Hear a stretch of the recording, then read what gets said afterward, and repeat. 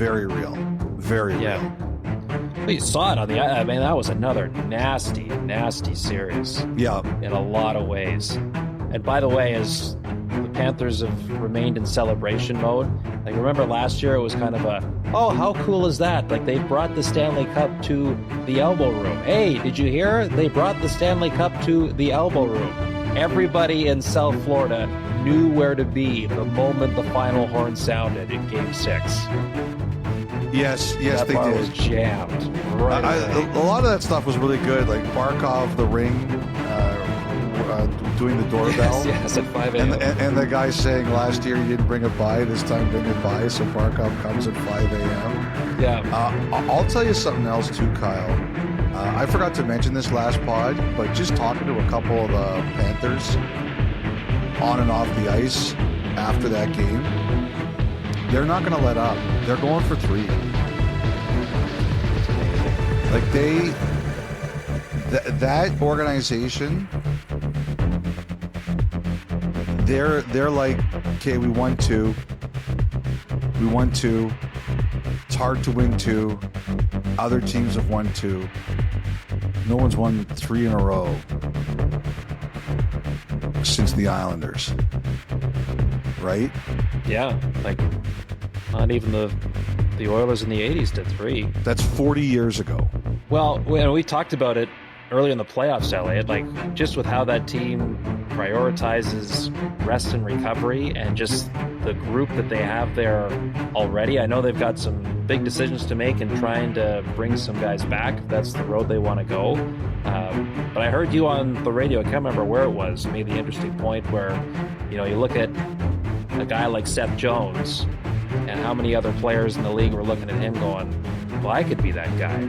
I could be the player that maybe my situation isn't the best where I am right now, but I could be part of a solution in a place like Florida for when they go to find the next version of Seth Jones or a Brad Marchand or somebody of that ilk next year when they try to do it a third time.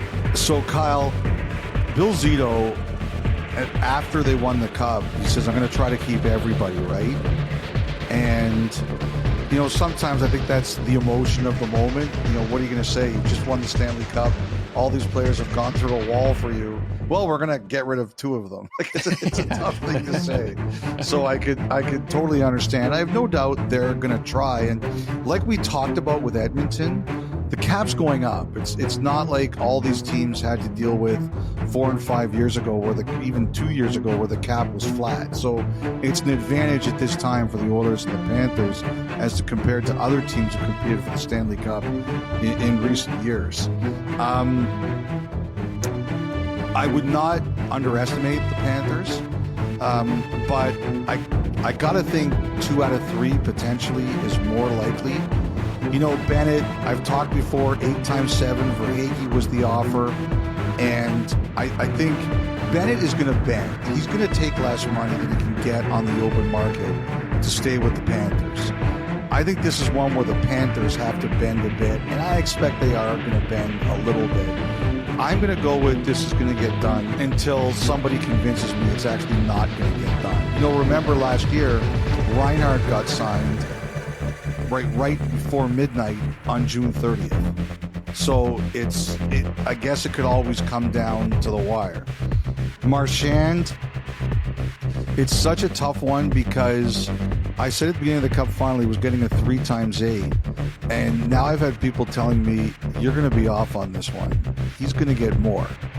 And maybe the magic number, like that's $24 million. Maybe he gets more than that in another structure, or maybe he gets more than 3 times 8 AV.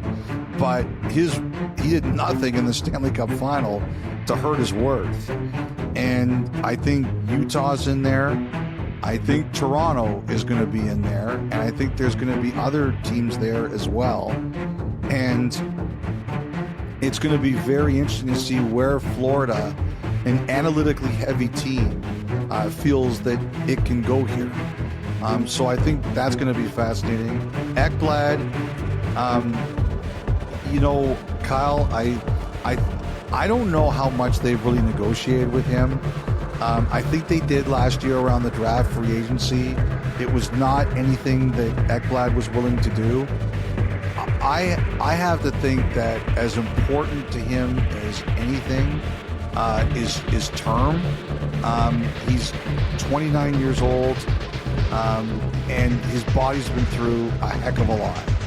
So I've heard that term is going to be a big one for him. And this is a big opportunity for him, too, because he played the best hockey of his life. And I think there's going to be a lot of interest in him. And, the other name we shouldn't forget, Nate Schmidt. Nate Schmidt had a great year and a great playoff and a great final. I think them keeping him depends on what happens around him. But I'm sure they'd love to keep him. And if they don't, I could see a lot of teams running at him as a player. Right. Well, I think it's 2 years in a row now, right? They brought in a defenseman coming off being bought out and have helped kind of rebuild them, right? It was Ekman Larson 2 years ago, and he ends up signing for a good chunk of time in Toronto, and then they bring in Nate Schmidt. Great success. I mean, again, it speaks to the program they've got there in Florida, also to the work of Sylvain Lefebvre, who runs the defense there with the Panthers, along with Paul Maurice as the head coach. Nate Schmidt's I'm glad you mentioned that, because Maurice gets a lot of the credit. He deserves it. He's the head coach, but their assistant coaches, like Sylvain Lefebvre, remember when he got traded there, we talked about how, Seth Jones would benefit from him. He did. Rob Tallis, very patient over the years in dealing with Sergei Bobrovsky.